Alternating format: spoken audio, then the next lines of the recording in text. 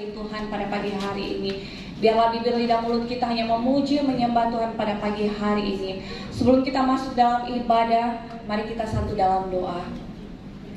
Bapa yang baik, pagi hari ini Tuhan, kami datang merendahkan diri di hadapan-Mu ya Bapa.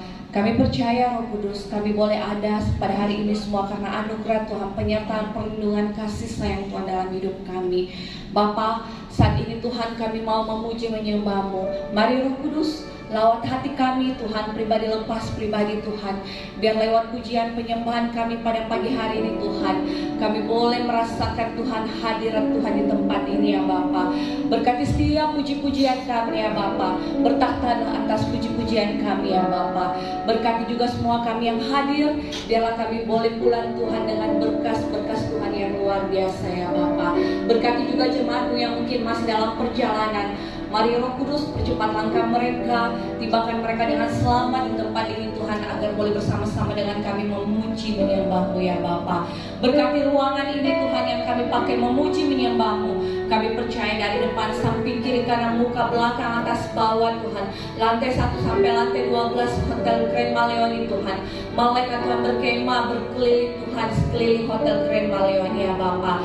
Kami juga berdoa Tuhan membawa hamba-Mu Evangelis Resa akan menyampaikan kebenaran firman-Mu.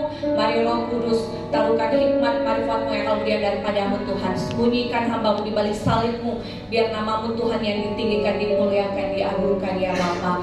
Kami serahkan Tuhan dari awal, pertengahan hingga akhirnya ibadah kami, biar semuanya boleh jadi dalam nama-Mu Tuhan. Segala kuasa-kuasa yang mengganggu ibadah kami Tuhan pada pagi hari ini Tuhan, kami bersatu hati pada pagi hari ini di dalam nama Tuhan Yesus Kristus. Kami ikat patahkan kuasanya itu Tuhan, tidak berkuasa dalam hati pikiran kami dan tempat ini Tuhan. Kami buka ibadah kami pada pagi hari ini hanya di dalam nama Tuhan Yesus Kristus. Kami sudah datang berdoa dan mengucap syukur dan berterima kasih. Haleluya, amin. Mari kita lebih dekat lagi pada Tuhan. Berikan hati kita yang terbaik pada pagi hari ini. Terima kasih.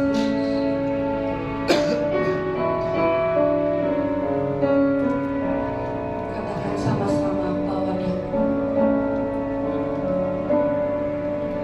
Bawa daku mendekat padamu, tinggal di dalam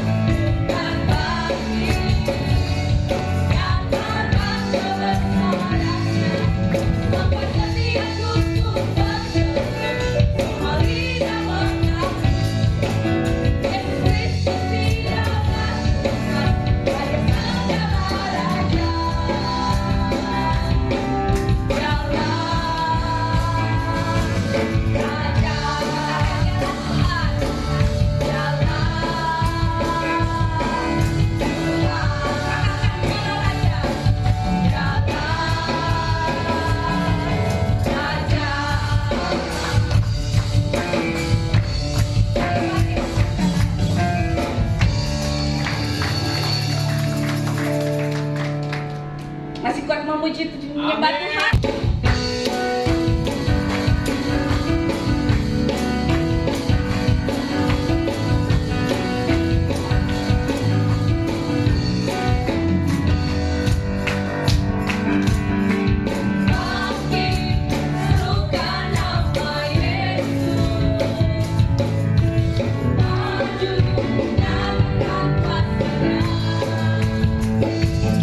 Kita buat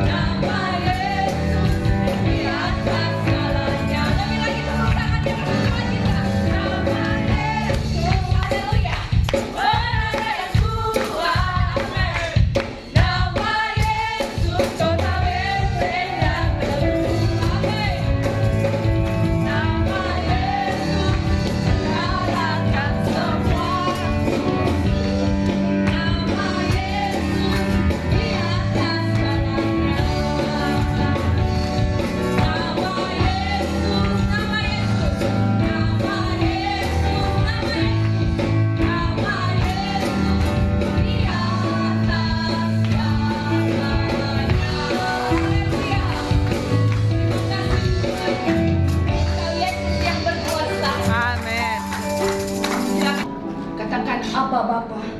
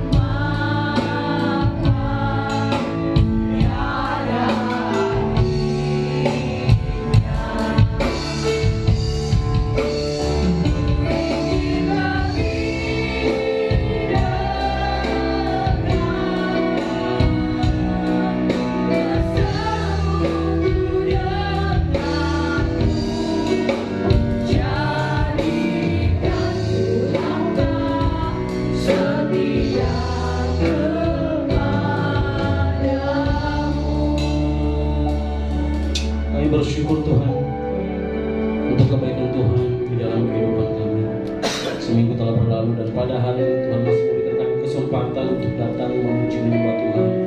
Dan pada saatnya kami akan mendengarkan kebenaran firman-Mu. Tuhan, menjamah setiap hati kami, berikan kami kena percaya firman-Mu menjadi berkat di dalam kehidupan kami. Kami kena percaya firman-Mu menjadi remah di dalam kehidupan kami. Tidak hanya tertanam, tetapi juga berbuah di dalam kehidupan kami. Terima kasih Bapa di surga, terima kasih. Kami sambut firman-Mu di dalam nama Tuhan Yesus. Haleluya. Amin. Kita bersama-sama buka firman Tuhan dalam Galatia 5 ayat 24. Galatia 5 ayat 24. Yang sudah dapat katakan haleluya. Kita baca bersama-sama Bapak Ibu. 2, 3. Barang siapa menjadi milik Kristus Yesus, ia telah menyalibkan daging dengan segala hawa nafsu dan keinginannya. Sekali lagi saya baca. Barang siapa menjadi milik Kristus Yesus, ia telah menyalibkan daging dengan segala hawa nafsu dan keinginannya. Tadi waktu mau masuk firman Tuhan Bapak Ibu, saya dapat minuman dari Oma. Jadi kalau mau pelayanan, saya punya prinsip, kalau saya mau pelayanan saya tidak mau makan minum, ya kan? Karena istilahnya memfokuskan diri saya terhadap pelayanan. Jadi saya tidak boleh menyentuh makanan manis, makanan yang berat, makanan ringan sekalipun. Saya tidak menyentuhnya. Saya lihat segar sekali, ya masih dingin. Makasih ke saya. Kalau saya minum ini, jangan. Nanti mengganggu. Sudah saya simpan dulu di belakang. Tidak tahu di belakang masih ada atau tidak. Tidak diminum. Ya. Nah itu keinginan daging Bapak Ibu jemaat Tuhan. Ya, kita manusia. Siapa sih yang tidak memiliki keinginan? Ya, bukankah kita pada dasarnya manusia itu mempunyai keinginan, mempunyai kemauan, mempunyai cita-cita. Dalam proses pertumbuhan dewasa dalam iman, perkataan dan perbuatan kita, menyalibkan keinginan daging dan mengelola kehidupan yang berhasil, maka ada hal yang harus kita perhatikan Bapak Ibu jemaat Tuhan. Bagaimana supaya kita semakin dewasa di dalam iman, perkataan kita menjadi berkat, perbuatan kita menjadi berkat, ya. Pokoknya dalam segala aspek kehidupan kita Bapak Ibu jemaat Tuhan supaya lebih berhasil, ada hal yang harus kita perhatikan. Yang pertama mengenai prioritas hidup, mana yang penting, mana yang kurang penting atau tidak penting. Yang kedua, membedakan keinginan atau kebutuhan. Saya selalu sampaikan ke teman saya, dia itu sedikit-sedikit beli barang, jadi setiap minggu itu ada saja yang baru, entah itu sepatu, baju, apa segala macam, semuanya ada yang baru. Saya bilang sama dia, bedakan keinginan sama kebutuhanmu. Apalagi kita ini sama-sama anak rantau, Bapak Ibu jemaat Tuhan. Jadi saya sampaikan ke dia, bedakan keinginan dan kebutuhanmu. Mana yang mendesak, mana yang perlu, mana yang kita butuh, dan mana yang tidak perlu atau bisa ditunda dulu Bapak Ibu jemaat Tuhan. Ya itulah kehidupan kita. Terkadang kita susah sekali untuk melawan keinginan daging kita. Dan yang ketiga, ya mengenali sumber dorongan, apakah oleh kehendak Allah atau karena kehendak diri sendiri. Apakah kita mau lakukan ini karena kehendak kita sendiri atau kehendak Bapa di sorga. Ya.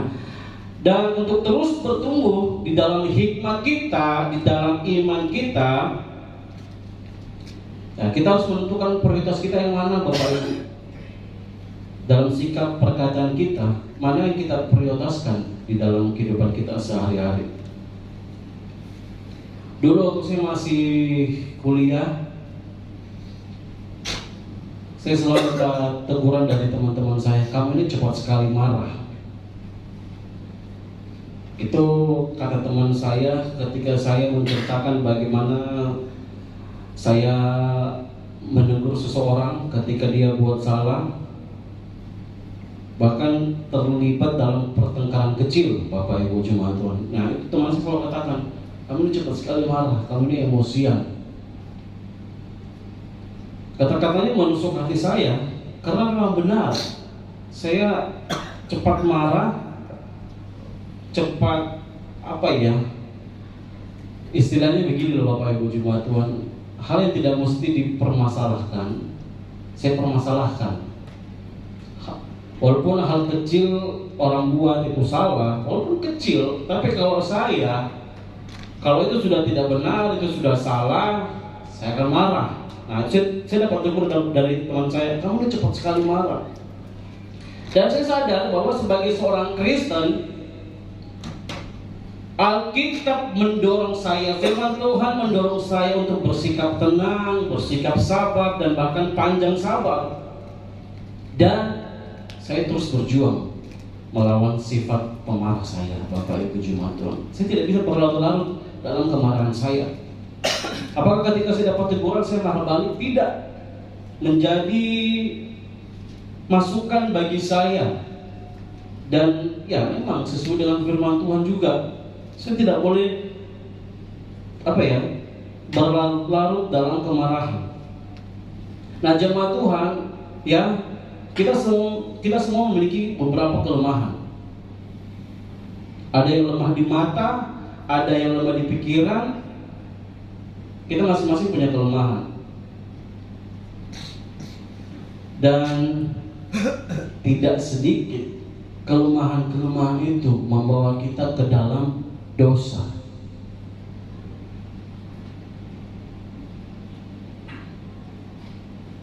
Nah, dari pembacaan kita tadi Galatia 5 ayat 25, dalam suratnya kepada jemaat di Galatia, kita melihat Paulus mendesak jemaat untuk menyalibkan kedagingan mereka. Bapak Ibu jemaat Tuhan, jemaat di Galatia bukan orang-orang yang tidak percaya Yesus. Mereka percaya Yesus, tetapi masih hidup di dalam permainan dunia. Mereka masih di dalam peribadatan mereka beribadah. Mereka orang percaya seperti kita. Mereka orang Kristen percaya kepada Yesus Kristus. Tapi mereka masih hidup di dalam hawa nafsu mereka yang membuat mereka semakin merosot ke dalam dosa. Nah, itulah yang menjadi perhatian Paulus kepada jemaat Galatia. Kenapa Paulus mengatakan seperti ini? Latar belakangnya ya karena jemaat Galatia hidup di dalam permainan hawa nafsu dunia. Sama-sama katakan dengan saya, duniawi. Kita masih hidup di dunia, tapi jangan sampai kehidupan kita dipengaruhi dengan permainan duniawi, Bapak Ibu jemaat Tuhan. Nah, apa sebenarnya arti dari menyalibkan daging dan bagaimana orang percaya dapat menyelesaikan tugas ini yang tampaknya sulit untuk kita terbebas dari perbudakan ini? Saya sendiri masih bergumul tentang keinginan daging ini, Bapak Ibu jemaat Tuhan. Banyak pendeta jatuh. Banyak pendeta jatuh bukan karena perbuatannya, tetapi karena pengajarannya sendiri. Dia bikin sendiri pengajarannya, tidak sesuai dengan firman Tuhan, dan dia jatuh ke dalam dosa. Pendeta bukan kepada perbuatan, pelayan Tuhan bukan kepada perbuatan, tapi karena yaitu pengajaran-pengajaran yang diterima. Gampang sekali menerima pengajaran, diterima mentah-mentah, pada akhirnya dia jatuh ke dalam dosa. Seperti halnya dengan Bapak Ibu tahu ya istilah Kristen progresif. Tahu ya, pernah dengar istilah itu? Hati-hati Bapak Ibu jemaat tentang Kristen progresif. Saya tidak akan bahas itu karena pembahasan itu panjang sekali. Nah, ada beberapa hal yang perlu kita pahami dalam menyertai kehidupan kita dalam hal penyaliban daging ini. Yang pertama, apa sih yang harus kita perhatikan? Kita mesti berjalan di dalam roh. Galatia 5 ayat 16 sampai 17 kita baca bersama-sama. Bagaimana supaya kehidupan kita yang sehari-hari kita jalani, yang kita masih hidup dengan daging, dengan segala macam keinginan kita, bagaimana supaya kita bisa terlepas, bagaimana supaya kehidupan kita tidak dibelenggu oleh dosa. Yang pertama, kita harus berjalan di dalam roh. Galatia 5 ayat 16 sampai 17 kita baca bersama-sama. Maksudku ialah hiduplah, maka kamu tidak akan menuruti keinginan daging. Sebab keinginan daging berlawanan dengan keinginan roh, dan keinginan roh berlawanan dengan keinginan daging. Karena keduanya bertentangan, sehingga kamu setiap kali tidak melakukan apa yang kamu kehendaki. Jemaat Tuhan, kita butuh bantuan agar kita menang atas keinginan daging. Keinginan daging sangat-sangat kuat, selalu menggigit, mencekam, menggigit, menggerogoti. Itu keinginan daging. Sebelum penyaliban Yesus, Yesus berjanji Dia akan memberikan penolong bagi kita. Siapa Bapak Ibu? Pak Frans sudah jawab, siapa penolong yang akan diutus? Dan sudah diutus. Yang di belakang siapa? Siapa pribadi itu? Siapa? Roh Kudus. Ya, Roh Kudus memberikan kita kesadaran. Dan Yesus berjanji kepada kita para pengikutnya. Yesus ke surga, Dia tidak meninggalkan kita. Ada Roh Kudus yang menyertai kita, yang menolong kita, Bapak Ibu Jemaat Tuhan, supaya kita terlepas dari keinginan daging kita yang menggigit. Dalam upaya kita untuk menaklukkan hawa nafsu kedagingan, kita tidak akan kekurangan pertolongan, Bapak Ibu Jemaat Tuhan. Maka dari itu jangan padamkan roh yang ada di dalam diri kita. Selalu bawa kehidupan kita mendekat dengan Yesus Kristus. Ya, Roh Kudus memampukan kita untuk menaati perintah-perintah Allah. Oleh karena itu kita harus hidup dalam roh saat kita berusaha menyalibkan kedagingan kita. Saya mau lepas dari kedagingan saya, tapi kita tidak hidup dalam roh. Sangat mustahil kita bisa melepaskan kedagingan kita ini, Bapak Ibu Jemaat Tuhan. Jadi kita harus berjalan bersama dengan roh, beriringan bersama dengan roh, selalu ada bersama-sama dengan roh. Roh Kudus sudah ada di dalam diri kita. Amin, Bapak Ibu Jemaat Tuhan. Apakah Roh Kudus bisa keluar? Sekarang saya bertanya, apakah Roh Kudus bisa keluar dari diri kita? Apa? Roh Kudus bisa keluar? Bisa atau tidak bisa? Tidak. Bisa atau tidak? Tidak bisa. Ini harus dipahami. Roh Kudus tidak bisa keluar, tapi dia akan padam. Dia akan padam, tidak keluar, Bapak Ibu. Berarti Tuhan tidak konsisten tuh memberikan Roh Kudus kepada kita. Paham ya maksudnya, Bapak Ibu Jemaat Tuhan? Tadi Pak Asmira sudah bilang tidak. Ya, Roh Kudus tidak bisa keluar dari diri kita, tidak bisa. Roh Kudus tidak akan bekerja kalau kita padamkan roh itu, Bapak Ibu Jemaat Tuhan. Kenapa dia bisa padam?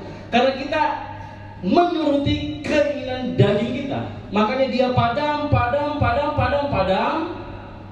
Makanya kita tidak peka lagi dengan hal yang rohani.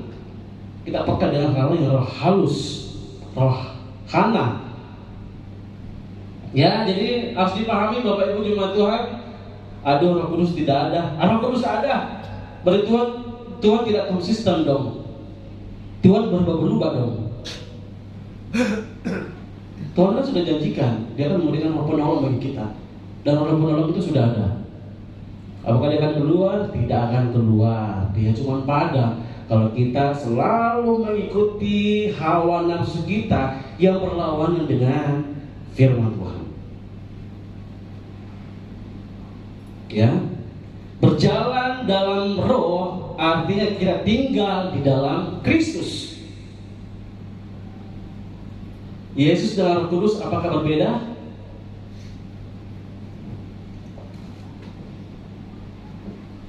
Bapak Ibu Jemaat Tuhan, Yesus dengan Roh Kudus apakah berbeda? Ini simpel sekali. Yesus dengan Roh Kudus apakah berbeda? Halo Jemaat Tuhan. Ini kalau pembicara yang selalu aktif, jemaat tidak pernah dilibatkan. Roh Kudus dengan Yesus apakah berbeda? Beda. Kayaknya beda deh. Yesus kan pakai jenggot, Roh Kudus kan merpati, kayaknya beda deh. Itu pemikiran dasar kita ya. Sama Bapak Ibu Jemaat Tuhan. Jangan sampai kita bahas tentang Allah Tritunggal ya. Itu sangat panjang pembahasannya dan tidak selesai-selesai. Kita hanya beriman Yesus Kristus adalah Tuhan dan Roh Kudus Yesus memberikan kita Roh Penolong. Yesus, Roh Kudus sama. Rohnya ada di dalam kita Bapak Ibu Jemaat Tuhan. Makanya kalau kita berjalan dalam roh, kita hidup di dalam Yesus Kristus. Amin. Roh Kudus dan Yesus tidak berbeda, sama Bapak Ibu Jemaat Tuhan. Kita buka deh Yohanes 15 ayat 4.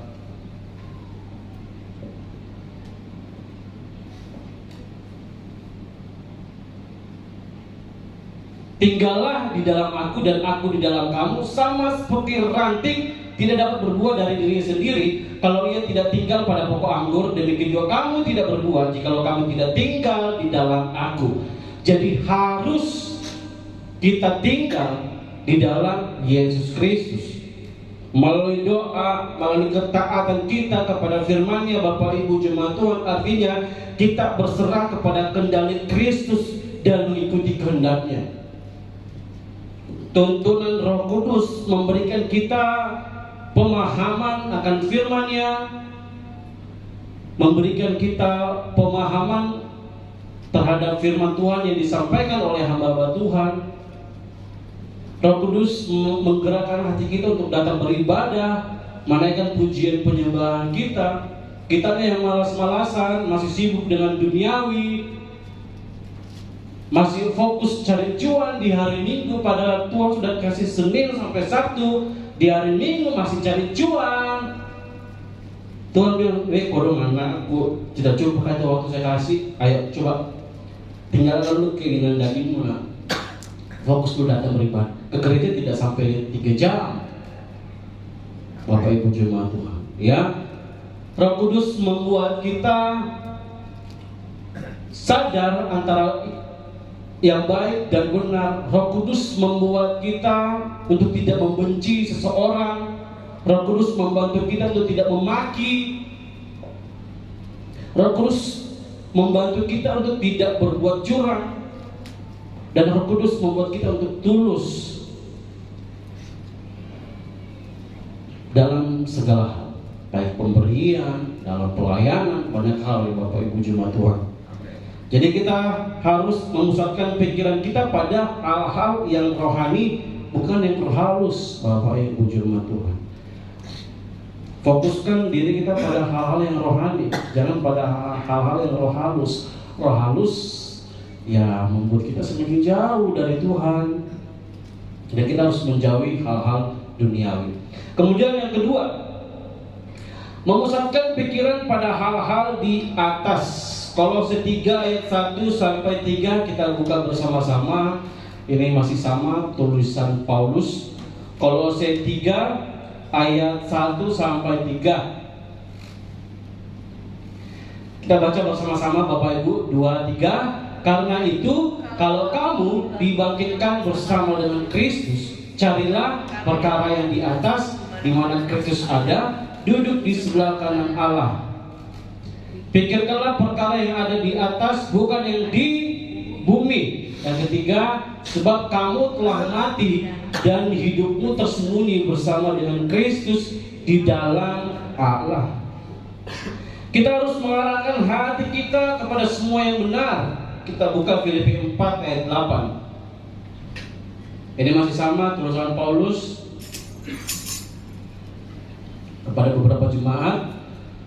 Filipi 4 ayat 8. Jadi akhirnya saudara-saudara, semua yang benar, semua yang mulia, semua yang adil, semua yang suci, semua yang manis, semua yang sedap didengar, semua yang disebut kebajikan dan patut dipuji, pikirkanlah semuanya itu.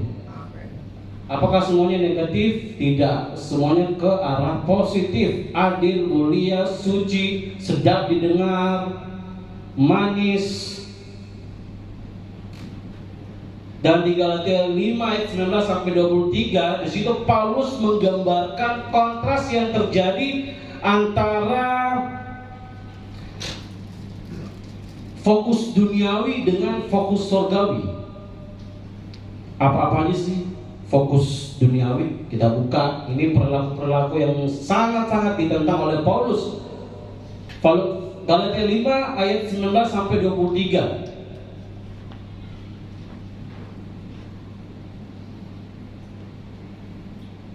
Ini fokus duniawi, yaitu percabulan, kecemaran, hawa nafsu, apalagi di ayat 20,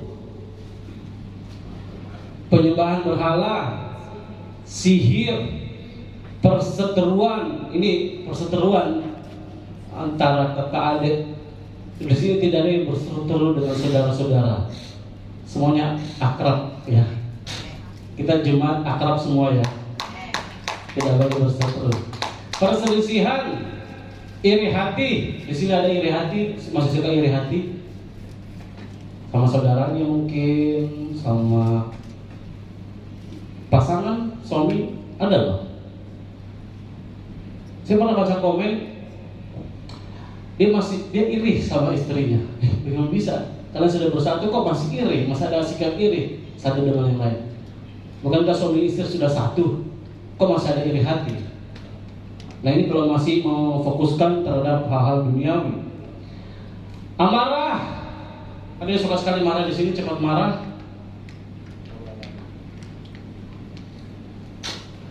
Mementingkan diri sendiri, percideraan, roh pemecah. Ini bahaya. Dia bangun jemaat sendiri, ambil jemaatnya GBA Gurau. Jangan di gereja situ, tidak bagus pengajarannya.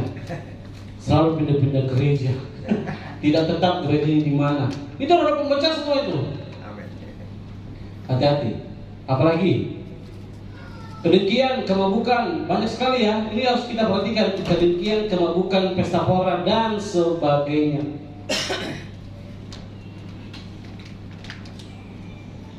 Kalau kita mau fokuskan diri kita terhadap ini, apa yang kita akan peroleh? Kita tidak akan mendapatkan bagian dalam kerajaan Allah, kerajaan surga.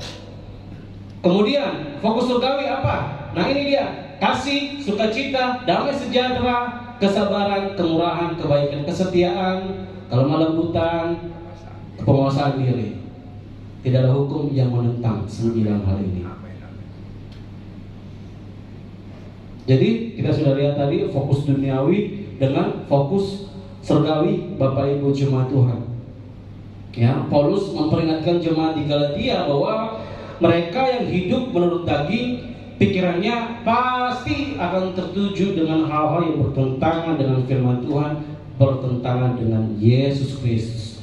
Namun mereka yang hidup menurut roh, pikirannya akan tertuju pada apa yang diinginkan oleh Roh Kudus itu sendiri. Ya, Paulus juga memperingatkan mereka bahwa keinginan daging adalah maut.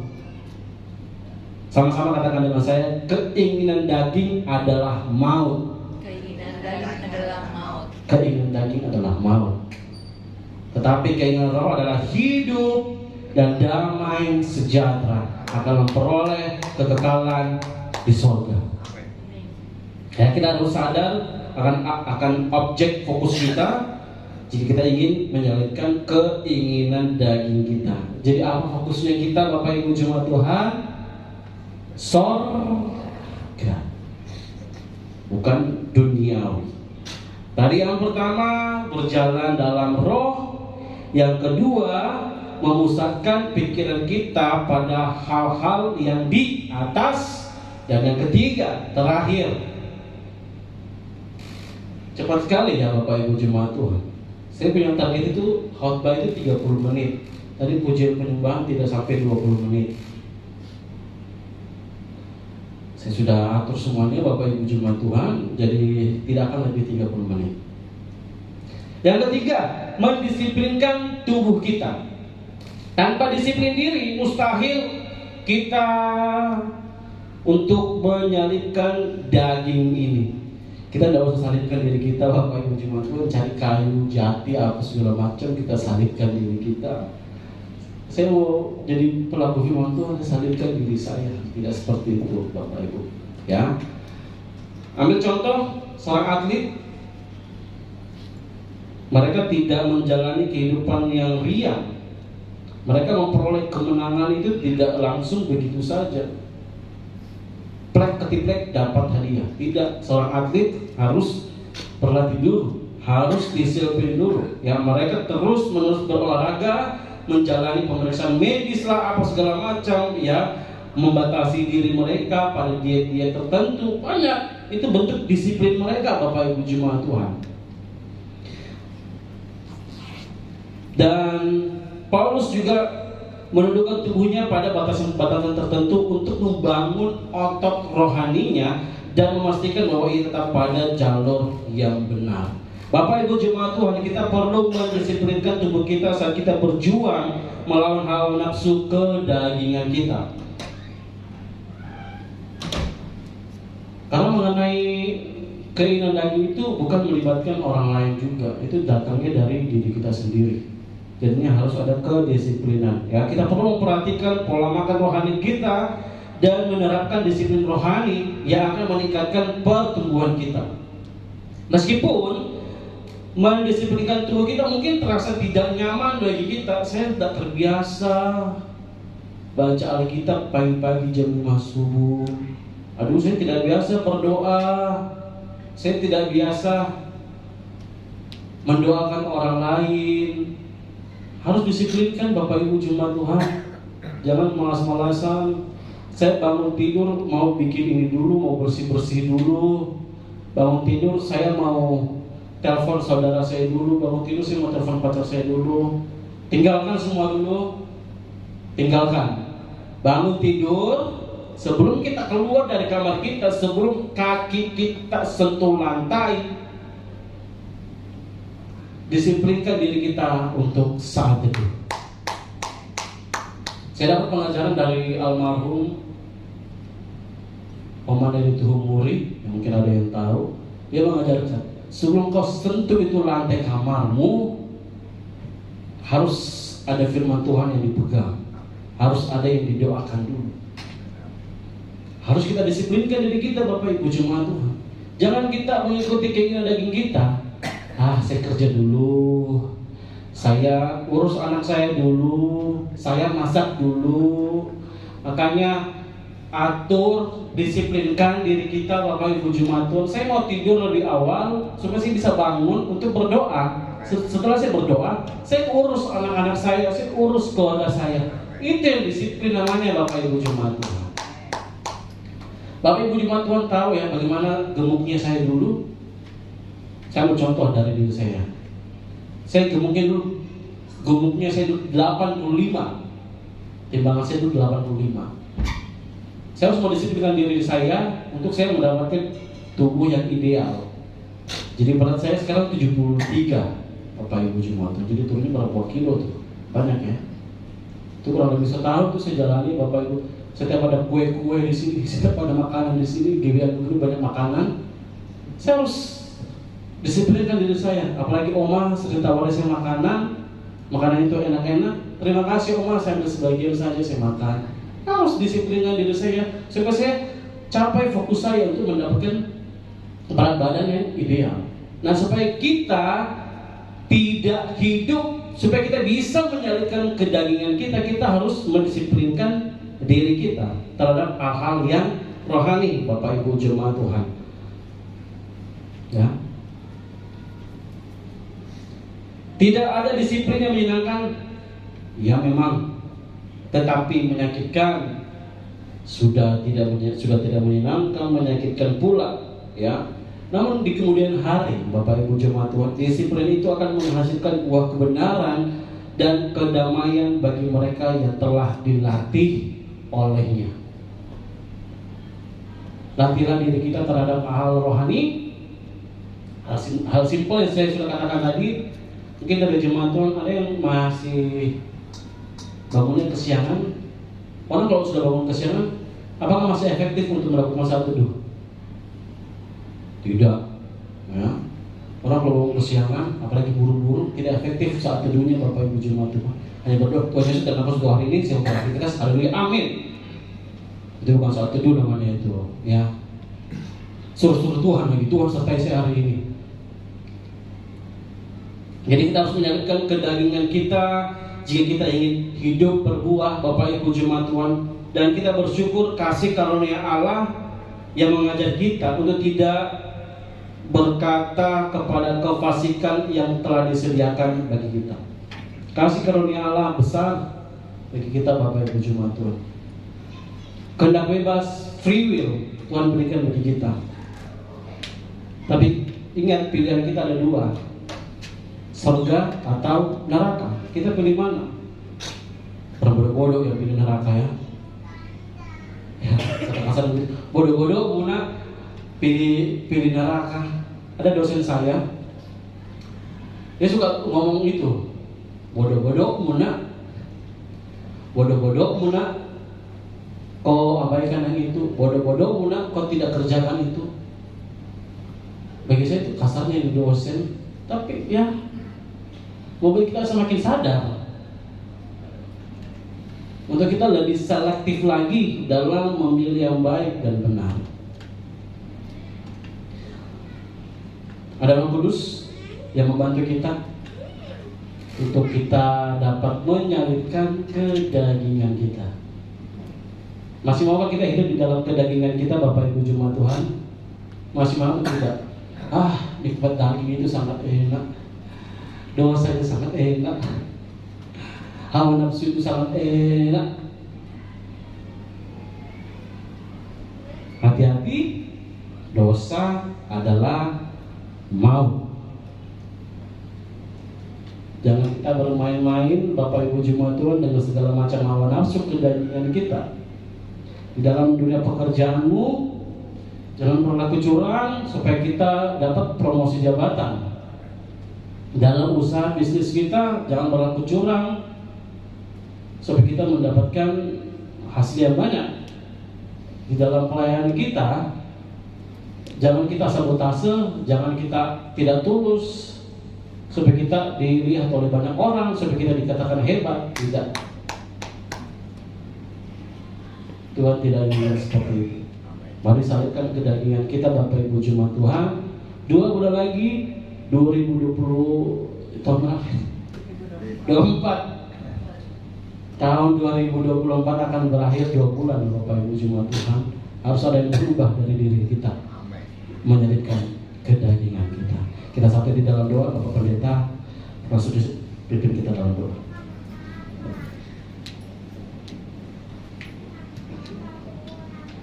Sebelum kita masuk dalam doa, saya mengundang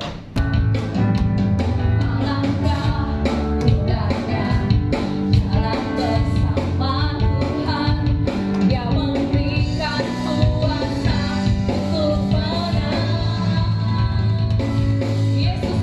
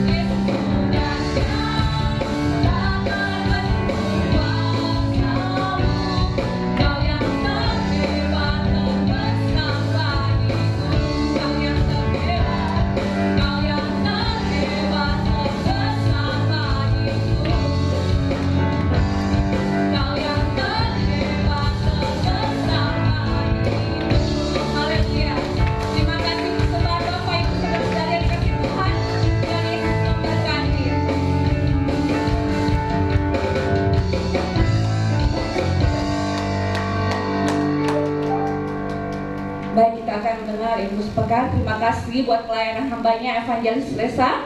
Tuhan Yesus memberkati. Dan terima kasih buat jemaat yang sudah hadir pada pagi hari ini. Tuhan Yesus memberkati. Dan kami tunggu di setiap ibadah-ibadah raya maupun menara doa hari Jumat. Menara doa GBI Anugerah Makassar setiap hari Jumat di lantai 12 ya, pukul 7 sampai selesai. Mari Bapak Ibu, saya undang kita bersama-sama untuk masuk dalam menara doa. Ibadah raya GBI Anugerah Makassar di minggu yang terakhir tanggal 27 Oktober 2024 di tempat ini jam 10 pagi, dan kita akan dilayani oleh hambanya Bapak Pendeta David. Dan pukul setengah 11 ada ibadah sekolah minggu.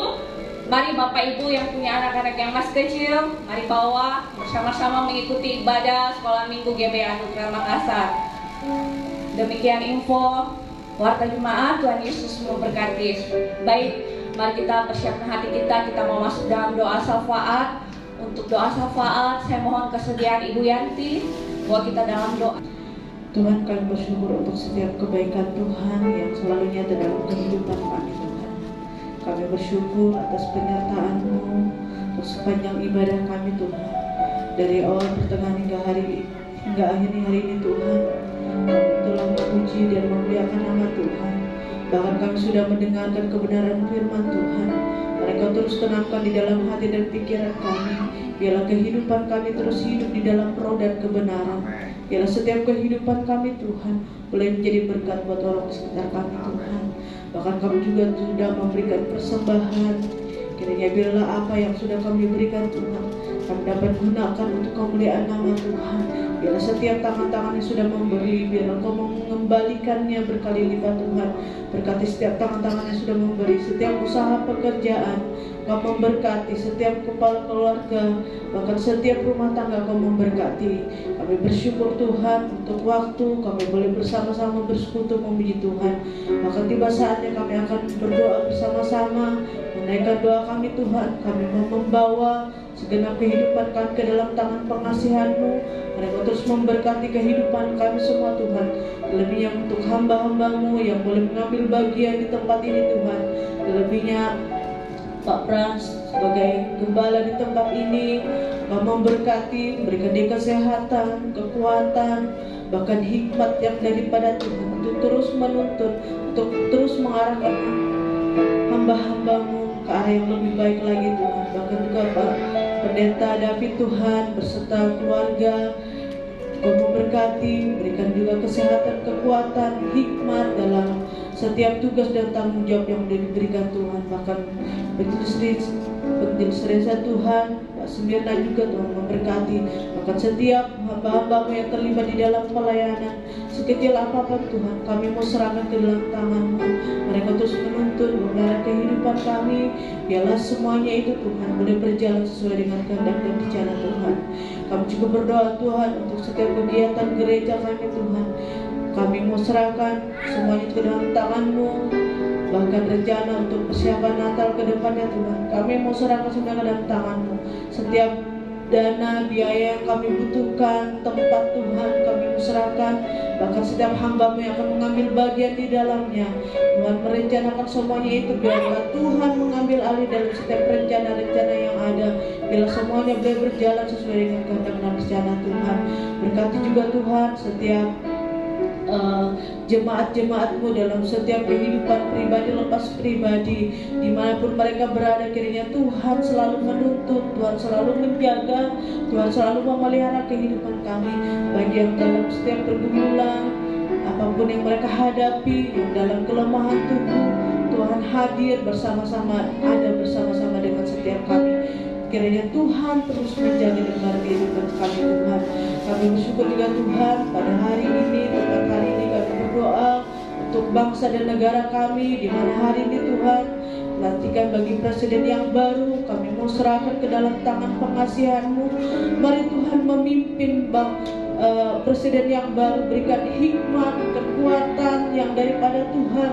Bahkan setiap jajarannya Tuhan berikan hikmat mereka, kesehatan, sehingga mereka boleh sama-sama sehati dalam memimpin bangsa dan negara kami. Biarlah bangsa kami ini Tuhan semakin hari Tuhan semakin menuju arah yang lebih baik lagi, terlebihnya untuk pengenalan akan Engkau Tuhan.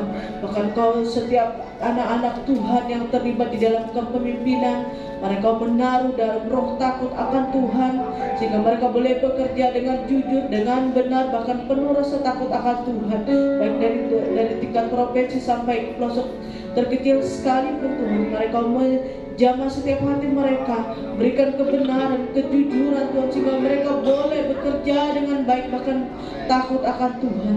Kami mau serahkan Tuhan bangsa ini ke dalam tangan-Mu. Kami tidak tahu apa yang terjadi, tapi kami tahu bahwa Tuhan tidak akan pernah meninggalkan bangsa kami. Mereka menjaga, melindungi bangsa segala penjuru dunia Tuhan, yang terjadi perang di mana-mana Tuhan. Tuhan hadir di antara mereka, mendamaikan mereka, menjamah setiap hati mereka Tuhan. Biarlah damai sukacita yang daripada Tuhan boleh memulihkan setiap bangsa-bangsa yang ada di dunia ini Tuhan. Terima kasih Bapa, terima kasih Yesus. Kami juga berdoa Tuhan untuk hamba-hamba-Mu yang ada di bangsa ini, sebagai pendeta, sebagai misionaris dimanapun mereka berada. Kiranya juga Tuhan ada bersama-sama dengan mereka. Biarlah melalui kehidupan mereka Tuhan, mereka boleh memperkenalkan Yesus kepada bangsa-bangsa yang belum mengenal, yang belum percaya akan Engkau Bapa. Terima kasih Tuhan, terima kasih Yesus. Inilah doa kami Tuhan. Kami mau serahkan sepenuhnya kehidupan kami dalam tangan-Mu. Bahkan sebagai ibadah kami selanjutnya Tuhan, kami mau serahkan ke dalam tangan-Mu. Kiranya Tuhan terus memimpin dan menyertai setiap kehidupan kami. Inilah doa kami Tuhan, di dalam nama Yesus kami berdoa dan mengucap syukur. Haleluya, amin. Terima kasih. Saya undang kita bangkit berdiri, kita mau tutup ibadah kita pada siang hari ini. Katakan terima kasih.